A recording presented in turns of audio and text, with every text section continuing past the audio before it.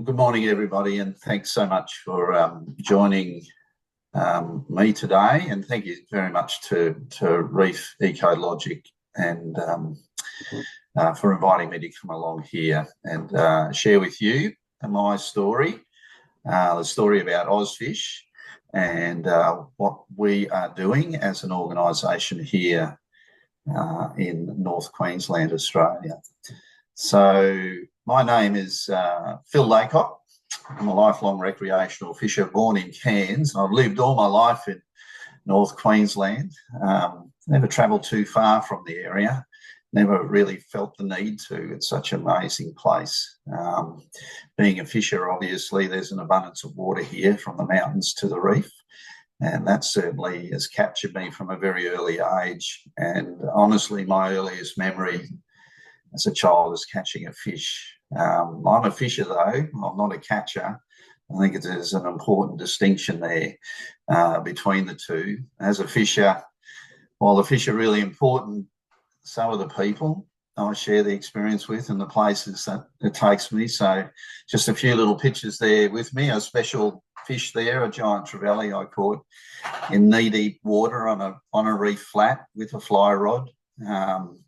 You know, just the whole experience and environment and everything was wonderful. My wife and my nephew down there, you know, just as special time, that one as well, you know, and my nephew catching his first fish. And there's me and a couple of mates at the family group of islands. Just look at the blue, you know, blueness, so much blue, so much beauty, and a couple of friends and having a great day out fishing. So I'm a fisher first, foremost, but being a fisher has taken me on a journey through life. It's provided me with opportunities. It's shaped my career pathway, and the things that I've learnt through those opportunities and the various parts of my career are the things that I apply every day working for OzFish Unlimited as a project manager. But that journey's taught me about the importance of people and partnerships. Whatever I've done, really prioritising the people and prioritising the opportunity to work in partnerships really build the foundation for success in my career. So whether it's been as a biologist at JCU or in reef tourism or at the Marine Park Authority, Great Barrier Reef Marine Park Authority, now known as the Reef Authority, or working as a consultant or working now as a project manager, you know, people and partnerships, I think, are central. Getting those things right and are central to the success and the sort of work that I do. OzFish Unlimited is a young organisation, but it is 10 years old this year. It's an organisation that was started by a recreational fisher by the name of Craig Copeland, who made the connection, or like many of us have as recreational fishers, between habitat and vibrant fishing experiences. And he kicked the concept off, or the organisation off, at the Gold Coast Fishing Forum in 2015. They started with one chapter, one group, 53 members. I think from memory they planted 18 trees and 40 herbaceous and grass species on the bend of a river in the northern New South Wales coast, or central coast of northern New South Wales. And that was the first project.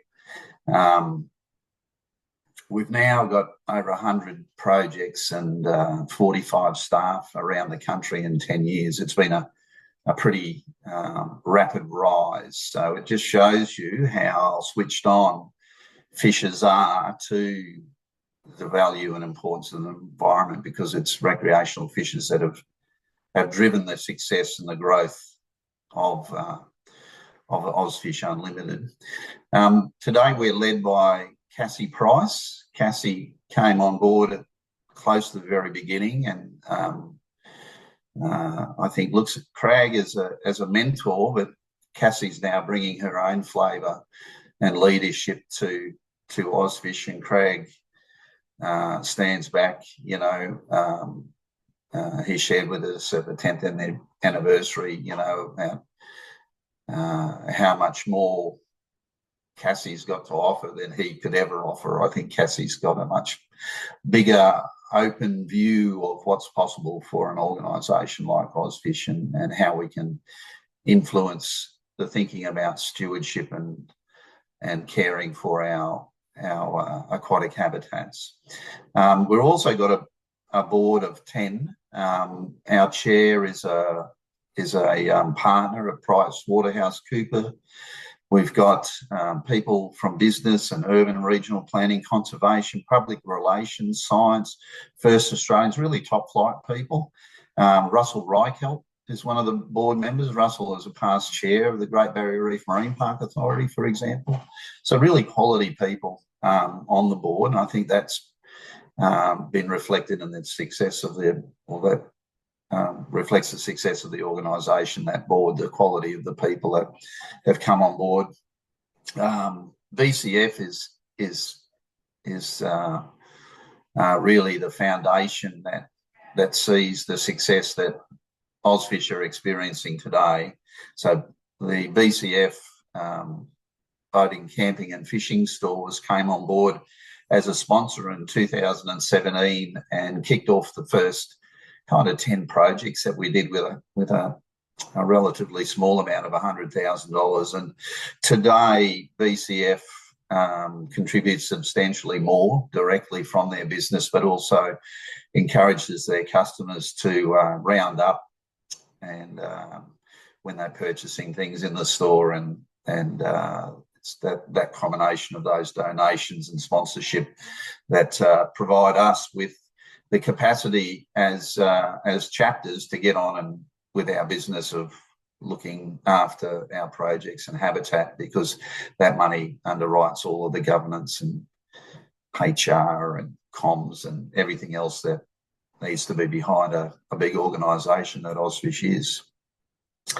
So OzFish really is about engaging with rec fishers to support aquatic habitat restoration. It's about the fishers telling us where they think things are important, what's important in their local area. It's those people that form what we call chapters, so or a club, if you like, but a chapter. So we've got chapters all around the country. Think of OzFish like a land care group, but with a focus on fish habitat and fish in their thinking. So very much like land care, we've got these little chapters all around the country, 52 actually.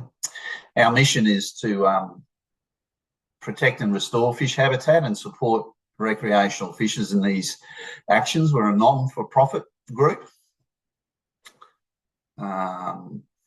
and we share our projects with the broader community. So we'll work with anyone that is keen to support great habitat outcomes. So we work across the spectrum with people. So everyone from government to other community groups and conservation, but those groups really need to be focusing on the local outcome. As I said, the model that we have of working as chapters, and I think part of our capacity to bring people along on the journey is to make sure that we have a real local focus, something that people can get their hands on and do in their backyard. And I think that model is really good. Just a bit of a range of activities here. I'd just like to draw your attention to the picture down in the corner here. Have a look at the size of the logs on these barges here. When we talk about re-snagging, we're not talking about throwing in a shopping trolley or something like that to a river. We're talking about big chunks of old trees, you know. So really serious stuff, some of the projects that we do. So that connection between healthy habitat for fish is really clear. The two primary causes of fish stock losses around the world is overfishing and habitat loss. So OzFish focuses on habitat. How can we improve either the resilience of habitat or the capacity habitat, or expand the available habitat to support fish? The motto for OzFish is better habitat, better fishing. And, here's a lovely little picture here of some mangrove jack in some mangrove roots. This was taken over at Orpheus Island. But mangrove fish are a fish that begins life on the outer reef. It's where the mature adults are. They spawn, the larvae drift inshore over the northerly set during summer, and the juveniles make their way into the estuaries. Usually a smaller mangrove jack you'll find in the small tributaries of catchments, and particularly those running into mangrove estuaries. As the fish get bigger, they tend to become more focused in those sort of transitional zones between the fresh and the saltwater in our rivers. And once up here in North Queensland, once they reach about 45 to 50 centimetres in size, usually on the back of a wet season event, they'll move offshore and mature and grow. So all of those fish living in the catchment are actually sexually immature. So we've talked about several different zones. So if we take out the health of those small tributaries, or we remove mangroves from inshore islands and lower estuaries, or we lose the capacity for our outer reef areas to support those adults, we take any one of those pieces out of the puzzle, we lose mangrove jack through the whole lot. So I guess the areas that have under the biggest threat for my favourite fish species are those, particularly in our urban areas, or those small urban waterways. And that's why I'm so passionate about caring for and improving the habitat in our urban waterways, because that fish right there, that mangrove jack right there, is really dependent on that little creek not far from my backyard that most people think of as a drain. But it's right around Australia. We've seen habitat loss, salt marsh, seagrass, shellfish reefs. A lot of shellfish reefs were mined, in the early part of last century as a source of lime for cement. So we've grown up without shellfish reefs around them. But if we look into the historical records and talk to the traditional owners, we find out that they were once much more abundant and widespread than we find them today. Kelp, coastal habitats, all those sorts of things are contributing. And, fishers understand this, and fishers understand that they've got a role to play. So we're only a week away from the release of our 24-25 annual report. So I apologise that I'm talking about 23-24 here and not giving you the most up-to-date data, but it's what I can offer you right now. But that 24-25 report and an update on these numbers will be available on the OzFish website in a week or two. So we can have a look there. But 2,000 plus members in 23-24, over 9,000, close to 10,000 supporters. So they're people that aren't actually members of OzFish but come along and support our actions and our activities. A total of 40,000, almost 500 hours of habitat restoration effort across Australia. Magnificent. 40,500 hours, 52 chapters. So we're in every state of Australia. There's 174 creeks that we're working on, 252 fish-focused events up here, nearly 700,000 seeds and seagrass rhizomes collected, 6.7 hectares of seagrass meadows from Western Australia, South Australia, and North Queensland. Reef modules deployed in estuaries to replace some of those sort of habitats that had been removed over time to facilitate trawling and boat passage.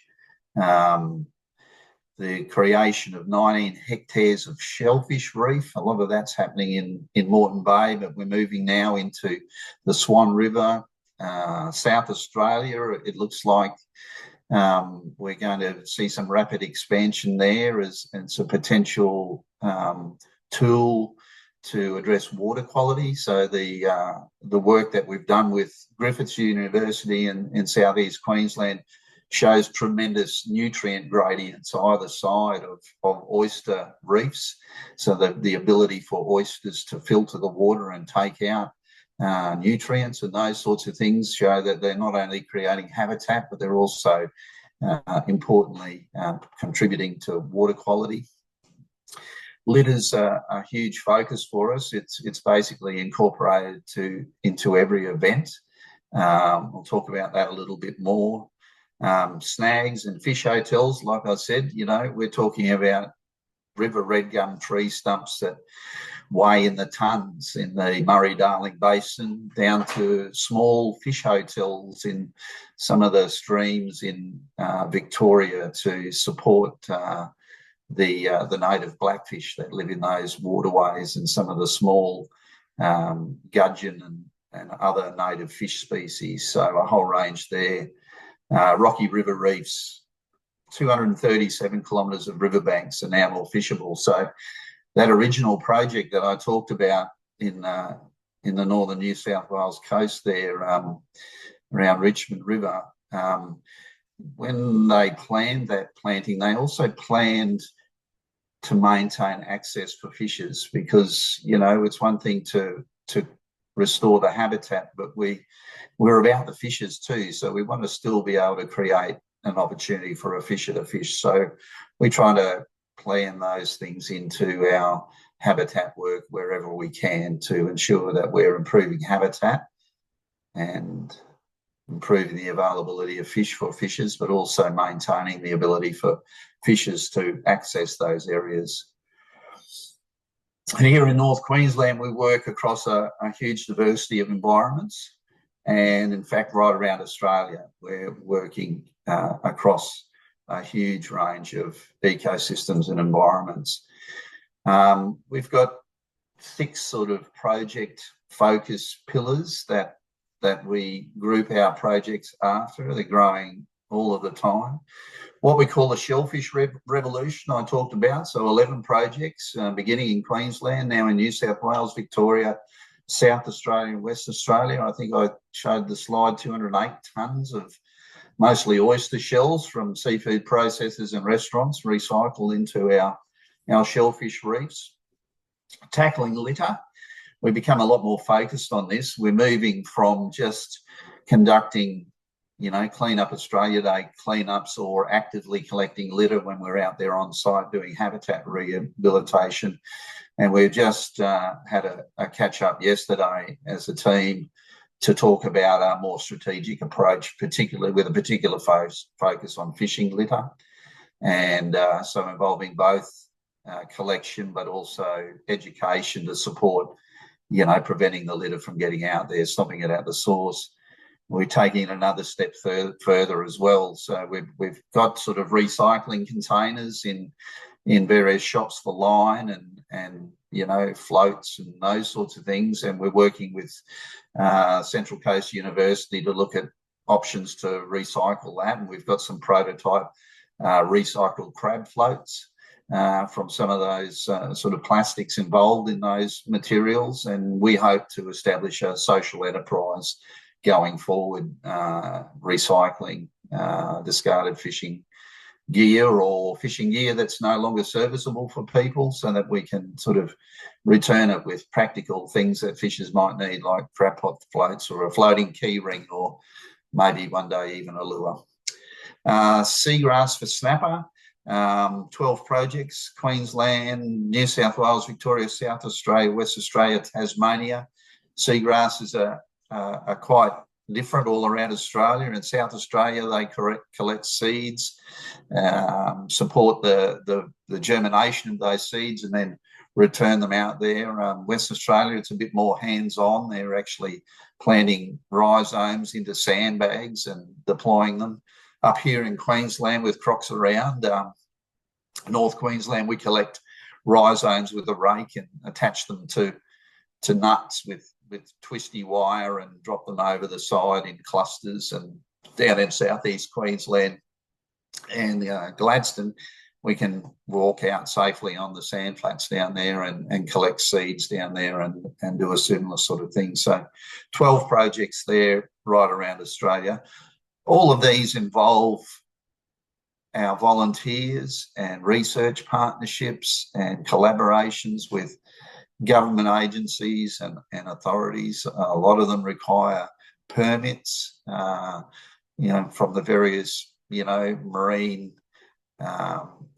estate managers that we have out there as well. So it's not just a case of walking out there and deciding to restore a seagrass bed. There's a lot of work that goes behind it in the planning and the strategy and the developing the capacity, getting the people on board, getting the necessary permits, and then continuing to follow up and understand how we can do it better, both through citizen science and also research partnerships.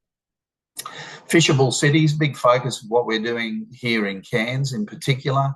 So it's really about looking at our urban waterways and understanding their ecosystem services and habitat values and where we can support those and improve them, improve connectivity, how fish are able to move through our urban waterways as well.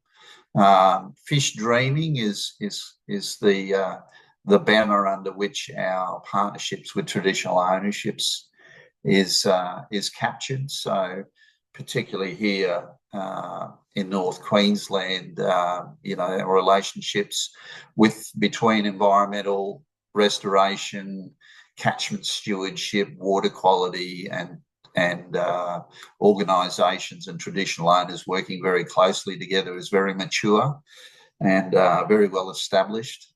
And it sort of is second nature, I guess, for us doing business up here in the wet tropics. But surprisingly, or maybe unsurprisingly, in a lot of parts of Australia, particularly those areas of really dense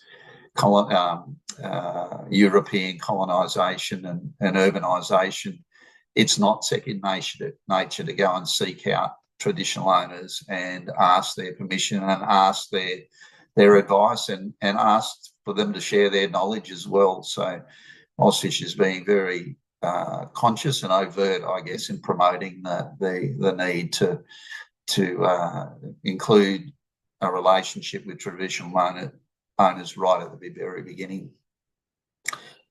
The Murray-Darling Basin, 11 projects in the Murray-Darling Basin as well. So riparian work, re-snagging, connectivity, screening, irrigation pumps, a whole range of projects there. Very successful with the community there. One of the things that I really noticed when talking with the team members that work in the Murray-Darling Basin is those sort of rural regional communities really get behind these projects, and they might get 50 people for a tree planting out of a community of 250, and here we are in someone like Cairns or Townsville, and we might get 30 people out of a community of 150,000. Rural regional people are I guess, much more closely connected to each other and aware of how they can, or the value of working together out there. So it's an interesting thing. But I think we've got a great opportunity now with social media in particular to improve the awareness, the visibility and the access in our more densely populated areas. And, I'm getting 25 to 30 people along to every event, which is absolutely fantastic here in Cairns. So we'll move to Cairns in North Queensland. I actually founded the Cairns chapter while I was still working for the Great Barrier Reef Marine Park Authority in 2018.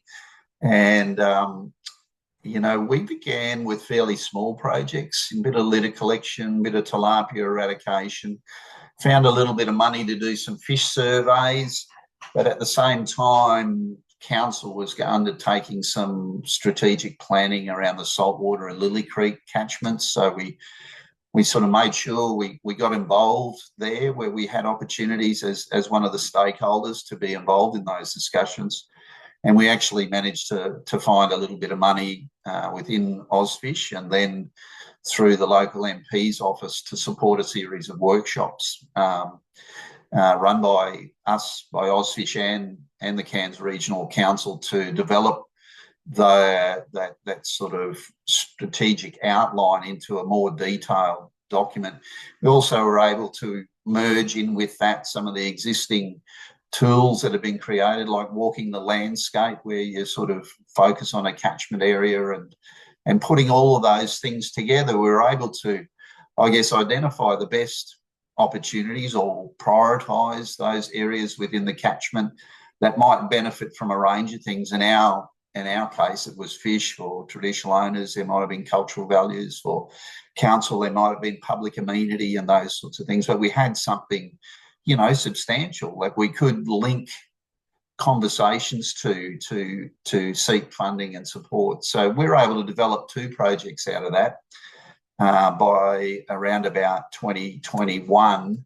And then we started, you know, using those project proposals to support various grant applications. And today we've now got for Cairns around about $5 million worth of funding, mostly focusing around urban waterways and another project. But what we're able to leverage off that as well in terms of partnerships and in kind, and, you know, is worth probably another $700,000 to $1 million. And we've got 5 or 7 years of certainty. If we don't get another dollar, we've got projects going on for a long period of time. But with that kind of strategic approach, I think that's why Cairns as a chapter has been one of the most successful, I guess, in terms of attracting investment into their projects through various government programs and the community. There are some very, very busy chapters around the country, but they're still sort of working on those small projects. They haven't necessarily engaged much outside of the OzFish organisation, but our more strategic approach in the early days, building those relationships, being part of the development of the plans and strategies to address water quality, habitat condition, public amenity, those sorts of things in the urban area of Cairns, has provided us with a great financial base to do some really good stuff in terms of supporting habitat and water quality and connectivity and community. But it also sees us now being embraced and embedded in master plans. So recently the Cairns Regional Council developed a Saltwater Creek Resilience Master Plan with a focus on climate adaptation and sea level rise. And OzFish is everywhere in that plan as a partner. We're a case study. You know, we've been identified as an organisation that can work alongside community and council to develop some of the solutions, you know, without having to use concrete and trucks. So again, you know, we've got a foundation now that we can continue to leverage off in that thoughtful strategic approach, identifying where the opportunities were, I think has been key to the success for Cairns and now extending across North Queensland. So just a few images there of the people, but this is one of our current restoration sites we're working on. You know, here's a fish monitoring day, families and experts working with the Gimoy Wallaburra Udingi here, really important in identifying where we work, some more technical fish monitoring here, and of course the cleanups. We've been able to identify a few hotspots and make a distant difference in those areas. So the saltwater and Lily Creek areas are a real focus for us in our urban waterway restoration. The catchment set up here. This is the saltwater Lily Creek catchment. Lily Creek sort of runs through central Cairns this way. This is 1949 here. So Cairns is a coastal city on a series of coastal sand dunes. But if we move to 2004, we've sort of done what people do, and we've spread out and we've covered the areas and we've channelized the water and we've changed the main flow direction in some cases. We've made it harder for fish to swim upstream in some cases. We've had impacts to water quality by moving water quickly and not letting the sort of natural environment sort of filter out sediments and those sorts of things. So we could be all kind of throw our hands up in the area and just refer to our urban waterways as drains, as many people do.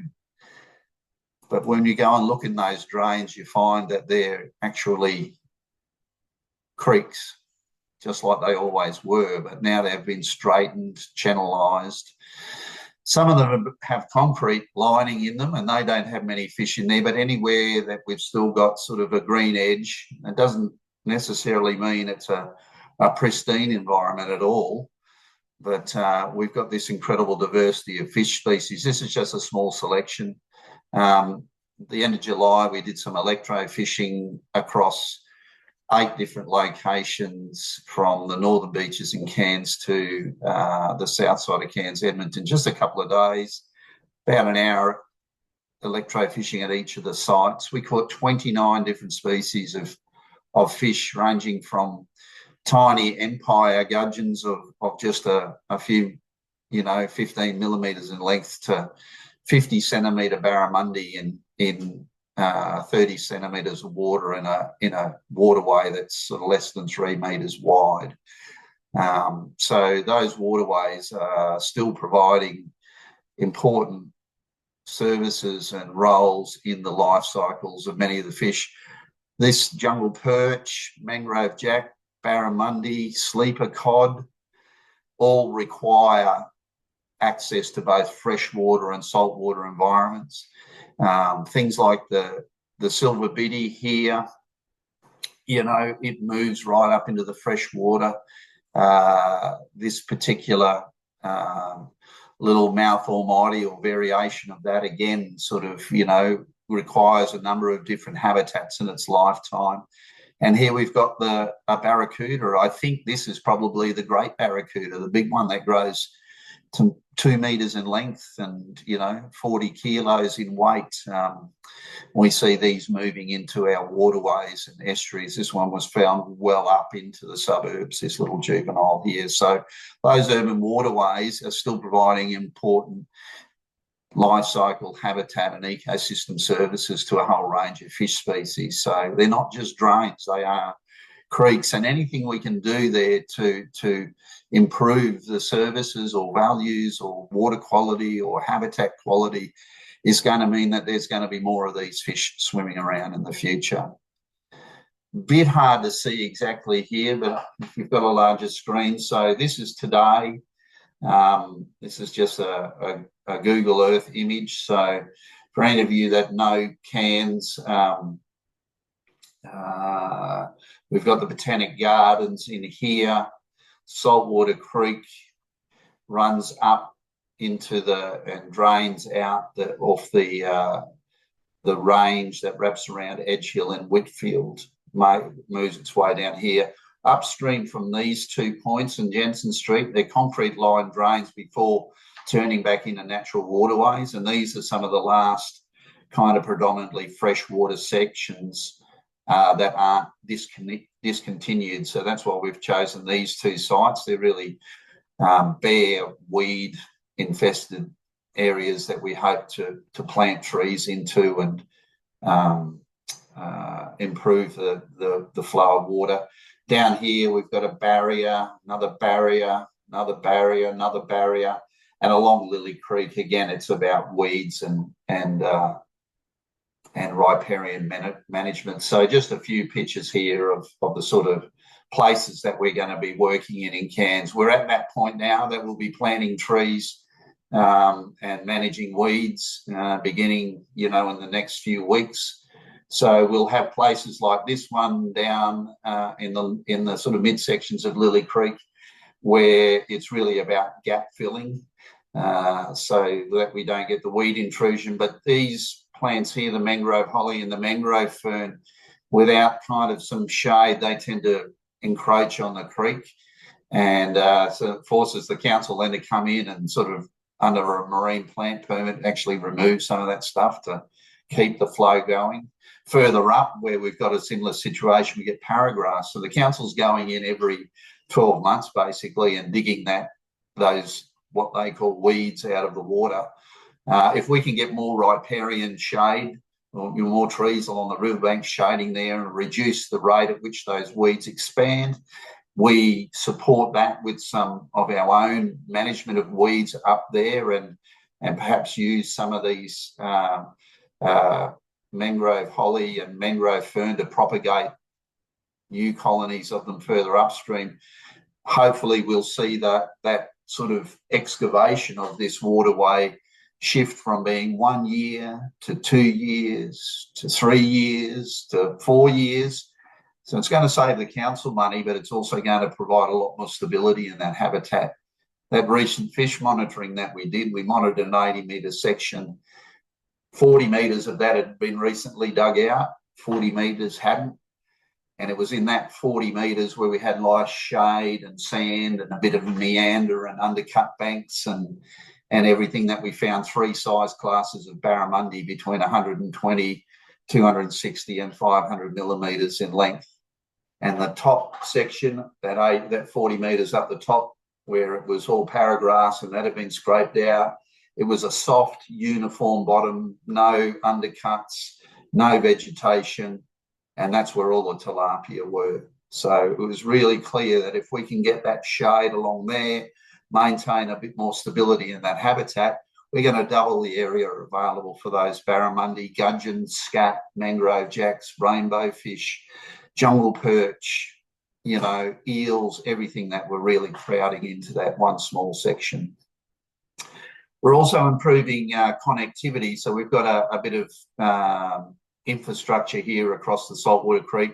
So we're looking at building a fish ladder here to help the fish cross this infrastructure in those low flow periods, important for the fish. It does get covered at a high tide, but a lot of fish like to swim against the flow, and that turbulence created there might be a bit of a barrier for them. We've got some big wetlands that run up behind or along the base of the entrance to the Yellow Arrow walking track on the Whitfield Range, and they're poorly connected, so they only get water going in on really high tides. Water gets trapped in there, we get fish kills in there, so we're designing some engineering solutions there to get that water flowing much better. And these locations like this, and here the fish ladder will sit down here on Saltwater Creek, and just a bit of a zoom in on those sites up here and in Edge Hill, Bowden Street and Jensen Street, where we hope to do something with the weeds and vegetation. It's mindful of time. Out at the airport, again, huge landscape changes resulting in the construction of a road built with tiny little pipes going. So you can see here, high tide, we've got higher water here, we've got water jetting out, makes it really challenging for the fish to move through. It causes erosion here as well. It doesn't allow the full extent of the tide to push into the mangroves and the smaller tidal cycles. So, and we've got 3 of these crossings along the length of this roadway out at Cairns Airport. So again, we've sourced funding to replace those pipes that are sitting up about 500 mils above the bed level to create bed level crossings.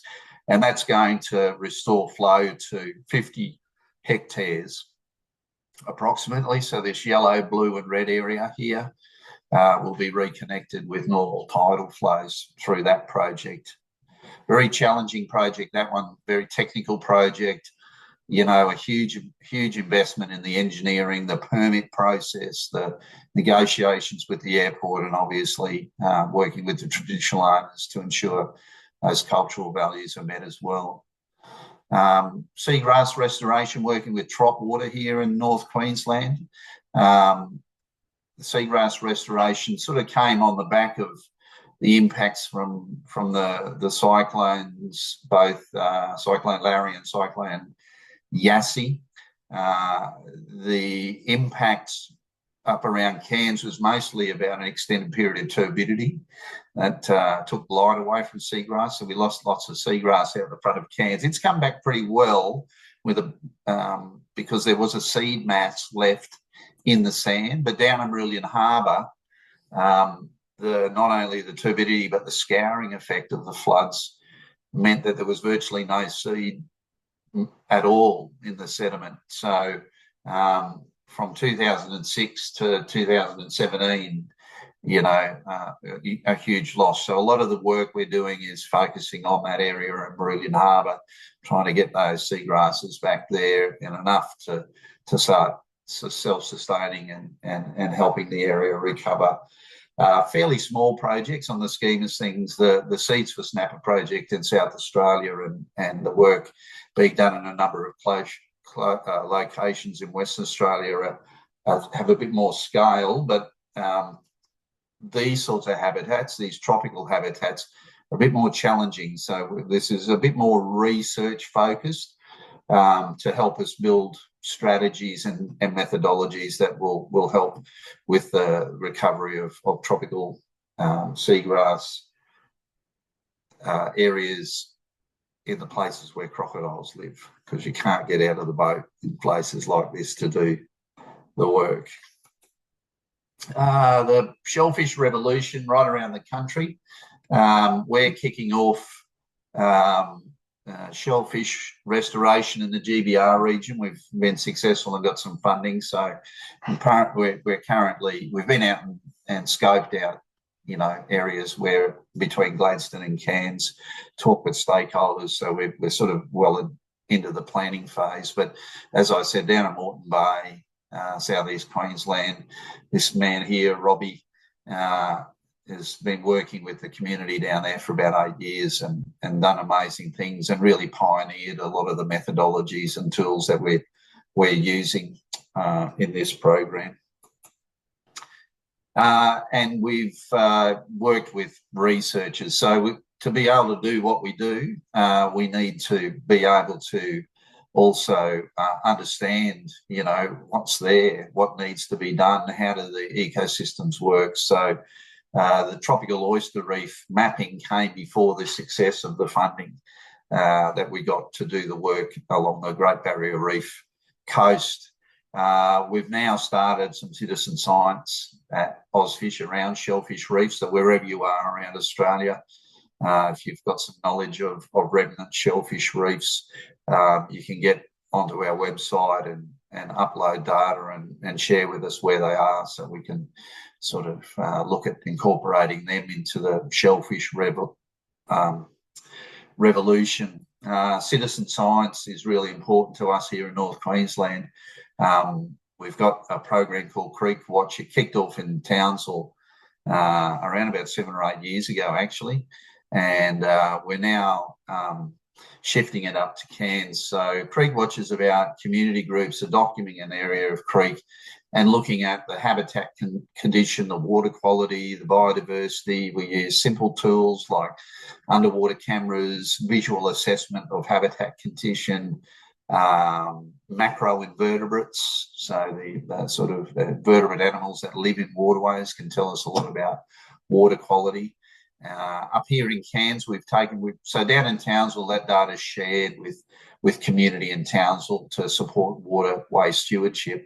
Up here in Cairns, we're sort of bringing a little bit more rigour into the citizen science component. We hope to use it to support further strategic planning around Cairns to help us identify where, in partnership with the council, so the council's on board with us, about where we can focus our efforts in our sort of urban waterways to get the best bang for our buck, so to speak. Fish monitoring is probably one of the first projects that we kicked off. This little report here I'll make available to Adam for people to read. So we did our first technical fish monitoring in 2018. We got some decent money between 2020 and 2023. And you can see a sort of a cluster of the areas that we monitored around the Cairns urban area, and just an amazing diversity of fish species, 61 different species of native fish so far in the urban waterways of Cairns. Everything from tiny little cling gobies in the sort of base of sort of waterfalls to barramundi and everything kind of in between. If you're a fish nerd and get excited about gobies, apparently there's some really exciting gobies that we find in our waterways here as well. 5 exotic species, 2 tilapia, guppies. We found platies. There's actually an established population of the 3-spot gourami in the Centenary Lakes in Cairns as well. And, you know, an observation that I shared earlier, you know, those areas that are very one-dimensional in our waterways tend to be dominated by the introduced species. But those more complex habitats that provide more sort of micro habitats tend to have a much more diverse population of fish species as well. So that sort of drives the work we're doing. We're also working with researchers using eDNA. So animals shed their DNA as they move about in water. So we call it environmental DNA. So we're working to develop the capacity to hopefully one day be able to take a cup of water out of a creek and we can tell what species are in there. Having some great successes, identifying between 6 and 14 species. Really, the gap at the moment is having enough DNA sequences for enough species to be able to sort of develop it a bit further. So we'll see where that one will take us. Down in the Herbert and Burdekin areas in the southern part of North Queensland, there's been a lot of work around fish passage, so reconnecting wetlands and addressing some of the old crossings that were built to service, you know, the logging and the cane industry and things like that. So there's not a lot of knowledge in the tropics about what works really well in terms of fishways. So a lot of fishway design was developed sort of in Europe and North America around sort of salmonoid fishes and that sort of stuff. So we're still expanding our understanding of what works really well. So we do a lot of the monitoring around those fishways. So a bit of a change in the species composition as we move further south, things like spangled perch and banded grunter, more species of catfish down there. But most of these fish we'll find in the wet tropics as well as the dry tropics as well. But just a bit of a difference in sort of general abundance amongst those fish as well. So, yeah, just a bit of an overview of that fishway monitoring, 8 fishways in the Herbert and Burdekin River. During those low flow periods that I was talking about what we're doing in Saltwater Creek, it's usually the migrating fish, the small, tiny fish moving upstream that move in those low flow periods. So, you know, while that little weir in Saltwater Creek doesn't look too significant, it certainly is a huge barrier if you're less than 50 millimetres long. But in those higher flow seasons, bigger fish also can use those sort of pockets away from the turbulence to make their way further up. So we're looking at design improvements and how these things can contribute to water quality as well. So that's the OzFish story for far north Queensland and Australia. So thanks very much for sharing the time with me. I've had a bit of a chat, getting pretty close to our time, but I'm certainly quite happy to spend a little bit more time beyond our hour if anyone's got any questions or wants to have a bit more of an in-depth conversation. If you're interested in finding out more about OzFish, put that into your search engine. All you'll need to know about joining OzFish or finding a chapter near you will be there on the OzFish page. It's a really well done website, really easy to navigate. Even if you don't intend to become actively involved or only occasionally involved, I encourage you to become a member. It's only $25 for an individual or $30 for a family, and those contributions certainly are important to helping us do what we do around Australia and looking after fish habitat. So have a look at membership, get involved, come and join us, and if there's any questions, I'd be happy to respond. I'll stop sharing my screen now, Adam. Thank you very much, Phil, for a very comprehensive presentation. Okay, well, we might go for about 5 to 10 minutes of questions, and the idea is for everyone to have the opportunity to ask a question or make a comment rather than one person asking 5 in a row. So it's over to you. This is a fantastic opportunity in a small group to engage with Phil and ask him anything you want.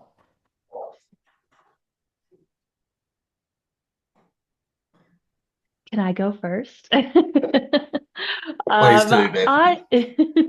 I just had a question about your seagrass bed sort of restoration projects. Down in Harvey Bay, we recently had floods, recently as in, a few years ago. And similar, we just had a lot of, turbulent waters, and all of our seagrass beds died off. They're recovering now. I just wanted to know, like, what sort of process did you partner with some other companies, or how did that project start? So we've got seagrass restoration right around the country, from West Australia, South Australia, Victoria, New South Wales, Queensland, and Tasmania. So you'll find some good information on the website. If you go there, it's one of our what we call Seeds for Snapper. It's one of our pillars of our project focus. So you'll be able to find information about the different projects around the country there.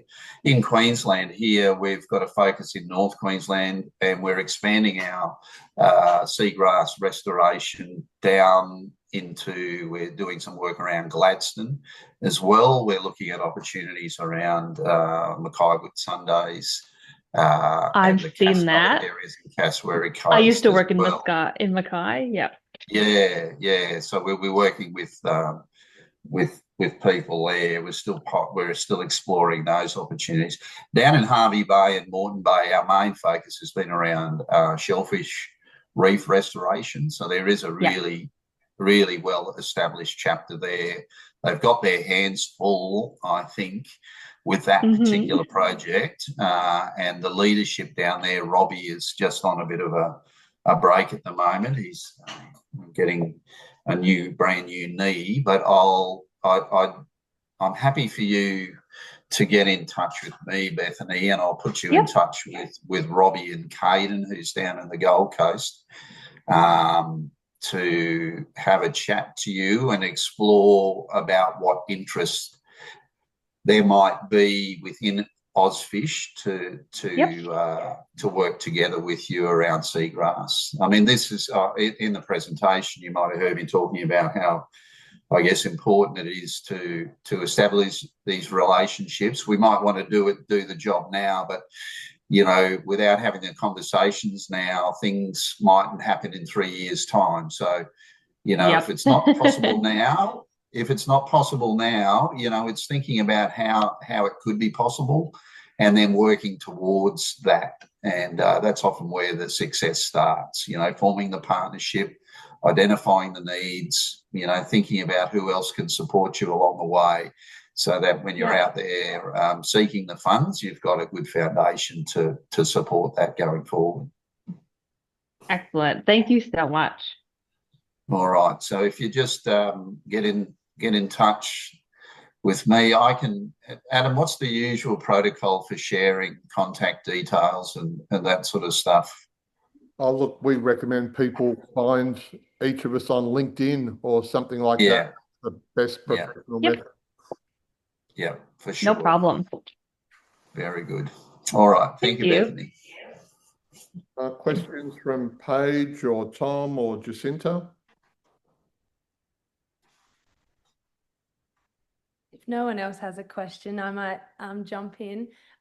This one might be a bit out of the scope because I know you're based up here in North Queensland, but I'm wondering if with your shellfish reefs and seagrass restoration, will you be like increasing that down in South Australia, or with the whole harmful algal bloom happening, do you think that will help that, or if that will, assist in that in any way?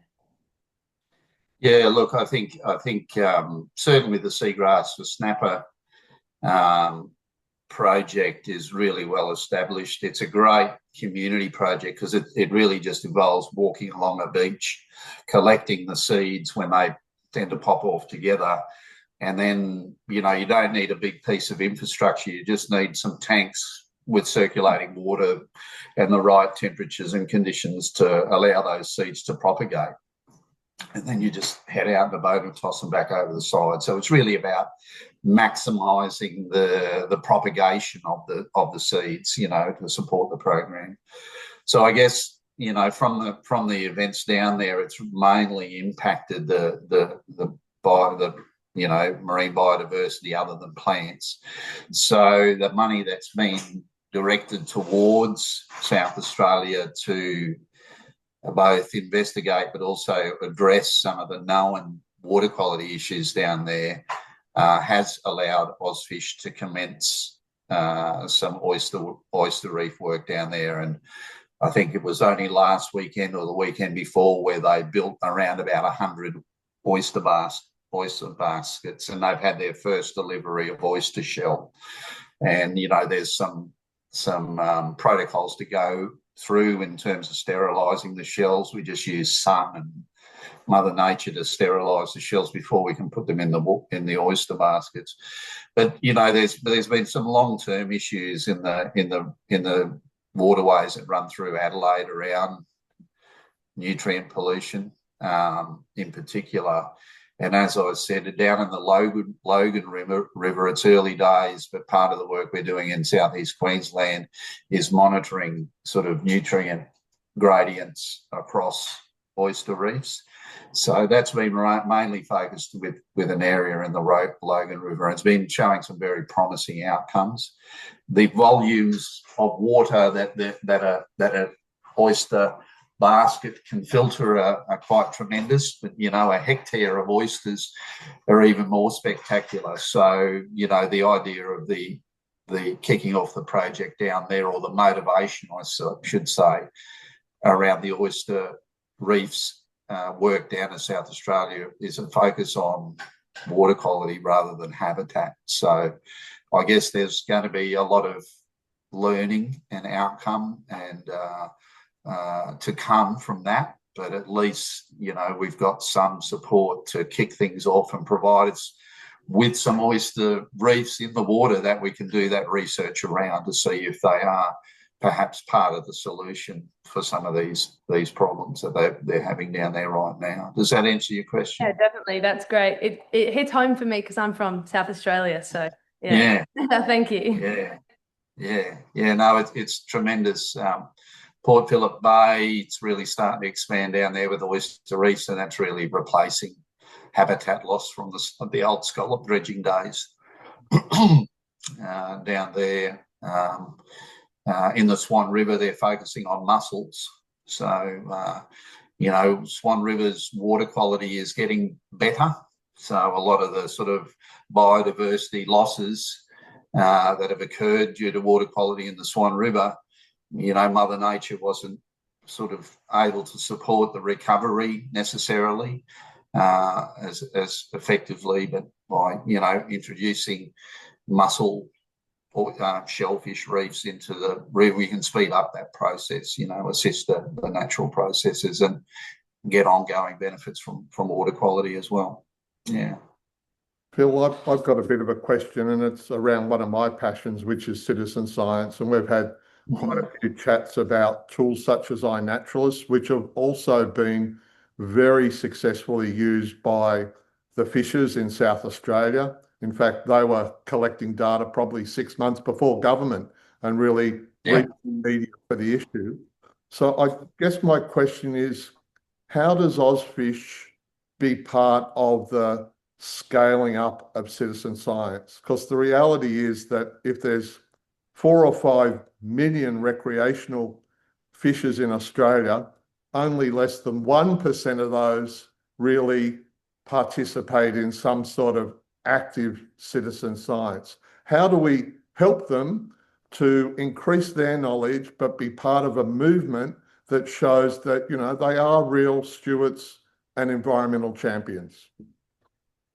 Yeah, thanks very much, Adam. You know, I think at the chapter level, we've obviously been talking about how we can work closely with Reef Ecologic and the network, you know, that Reef Ecologic brings together, and things like iNaturalist.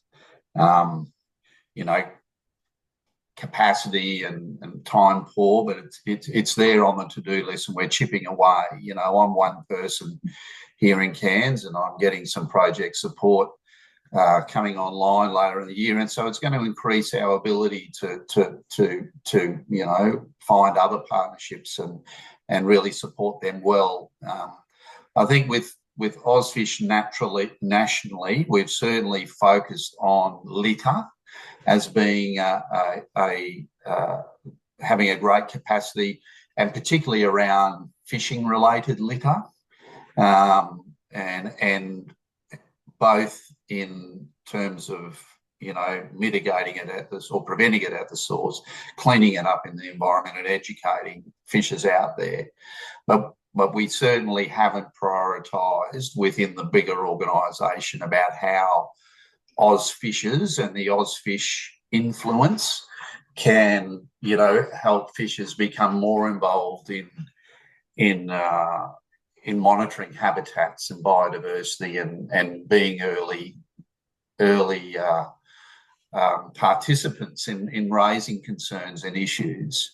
I think South Australia demonstrates that fishers are switched on out there, and it's certainly something that I've encouraged, you know, in conversations. But we're sort of prioritising what we can, what areas we're already doing pretty well at the moment. But certainly at a chapter level, it's a big priority for us, because so much of our focus of our work really depends on good quality or expanding knowledge, you know, around the diversity of species. Where are they occurring? How are they linked? How are habitats linked by species?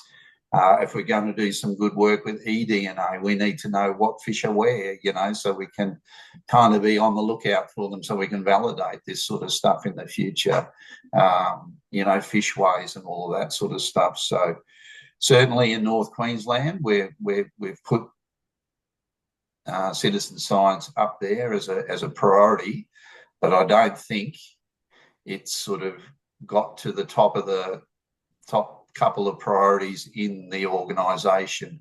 I think it should, and I'm sure that, you know, both you and I and other people that interact with OzFish can help OzFish see the value in that going forward. Thanks, Phil. Paige or Tom, any questions for Phil? Again, great opportunity. Don't be shy. I could have a stab.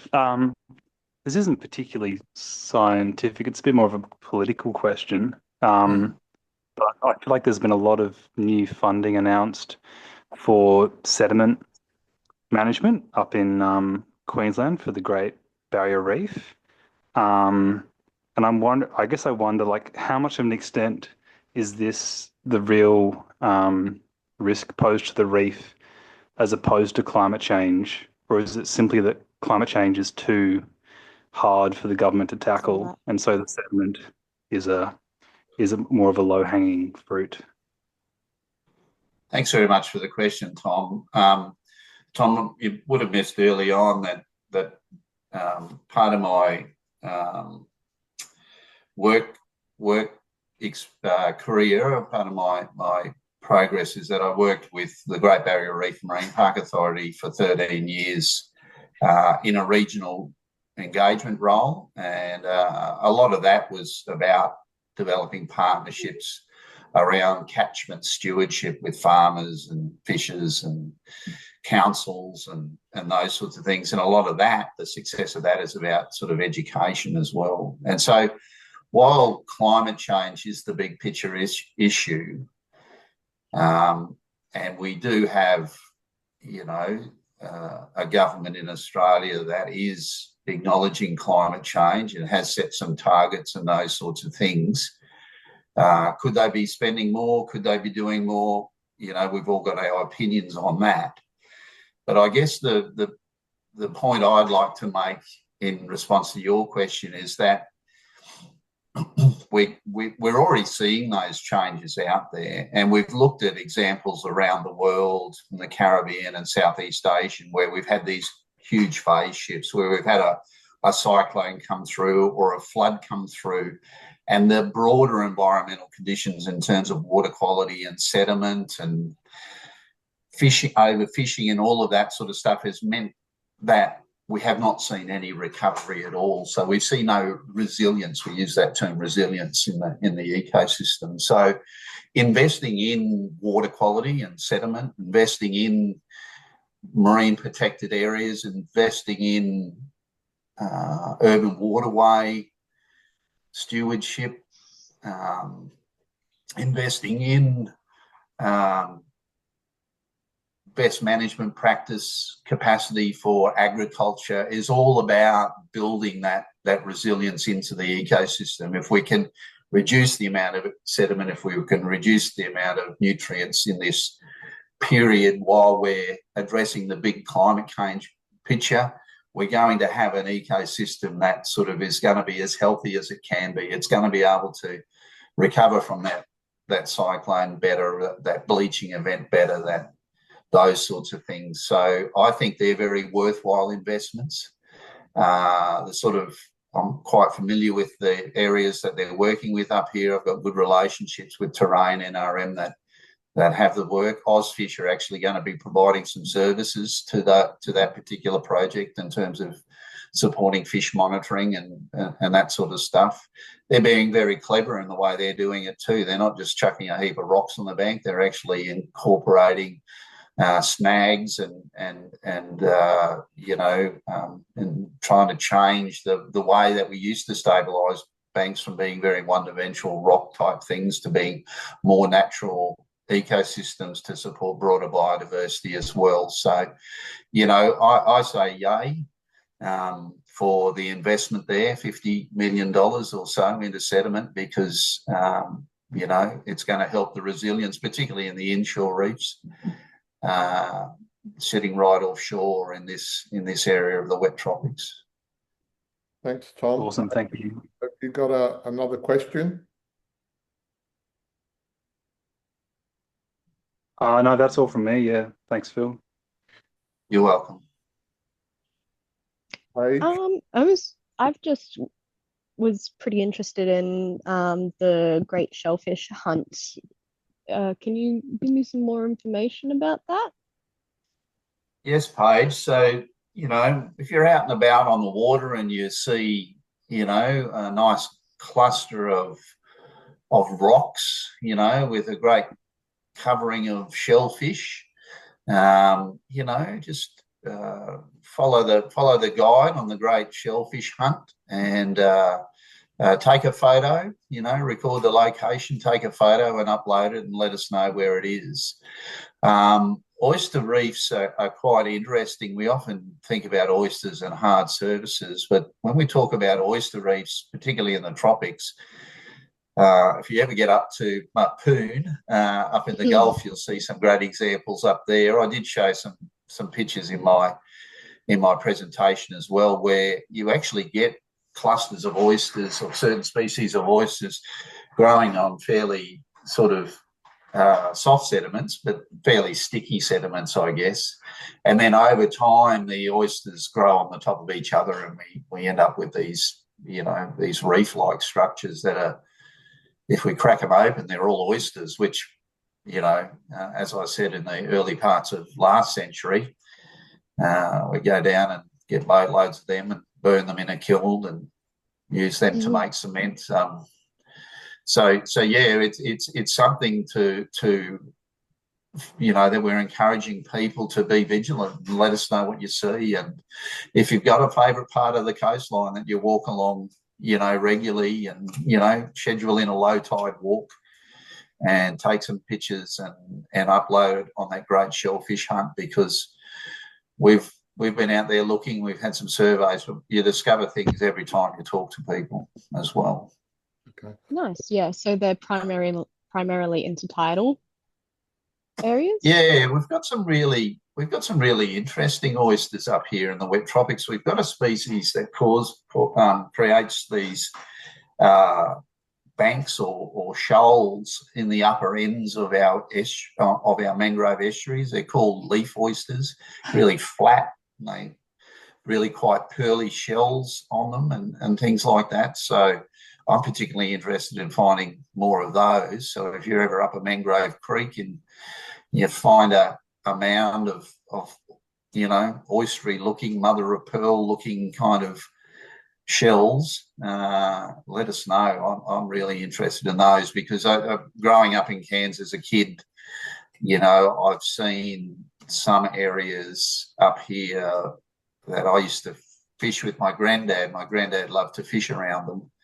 that I fished with granddad, in some of the creeks running into Trinity Inlet. Those leaf oyster banks are no more, probably reflecting changes in water quality, whether that was as simple as salinity or something else.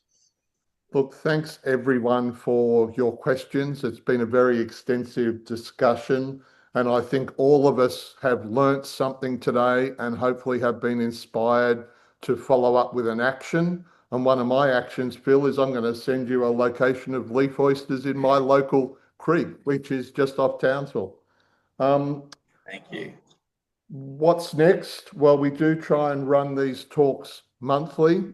Next month, we've got a young researcher, Aliyah Banshek, who is also a bit of a Netflix star, and she's going to talk about her passion, which is sharks and rays. The following month, we've got the guru of octocorals, Russell Kelly, who has also been a fantastic educator, company called BYO Guides. And we're going to finish up the year with a joint presentation from two professors, one who's been awarded the Order of Australia for her work in working with fishers and the community on climate. That's Professor Greta Peckel. She's been going to give a talk with Jan Strugnell from James Cook Uni on red map, species shifts and climate change. So lots of great talks to come. If you want to engage further with Reef Ecologic, we've also got a small grant and a really interesting historical project at Mission Beach, where we're trying to get people into the field, learn new skills and make a difference. So contact Phil directly, contact us directly. Great to hear you again, Bethany, because you've been to some of the previous talks, and spread the message that fish are forever, but we've got to care for them. Thanks very much.